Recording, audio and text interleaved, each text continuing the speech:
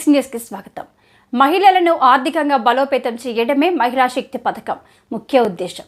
జిల్లా కలెక్టర్ జితేష్ వి పాటిల్ సోమవారం ఐడీఓసీ కార్యాలయంలోని సమావేశ మందిరంలో జిల్లా గ్రామీణ అభివృద్ధి సంస్థ ఆధ్వర్యంలో నిర్వహించిన మహిళా శక్తి పథకంపై అవగాహన సదస్సులో జిల్లా కలెక్టర్ జితేష్ వి పాటిల్ పాల్గొన్నారు.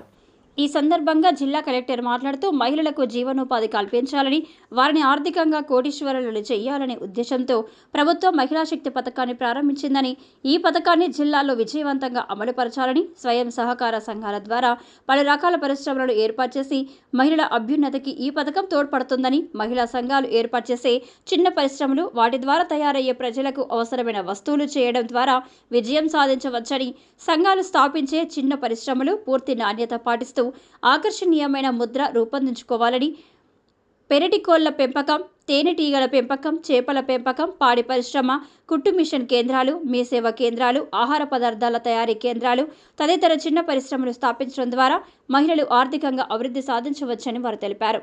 ఈ కార్యక్రమంలో DRDO Vidyachandana, ZP CEO Chandrashekar, జిల్లా వ్యవసాయ శాఖ అధికారి బాబురావు, ఉద్యానవన శాఖ అధికారి సూర్యనారాయణ, పశు సంవర్ధక శాఖ అధికారి పురంధేశ్వర్, ఎంపీడీఓలు, ఏపీఎంలు, మహిళా సంఘ సభ్యులు, కమ్యూనిటీ కోఆర్డినేటర్లు, ఆఫీస్ బేరర్లు తదితరులు పాల్గొన్నారు.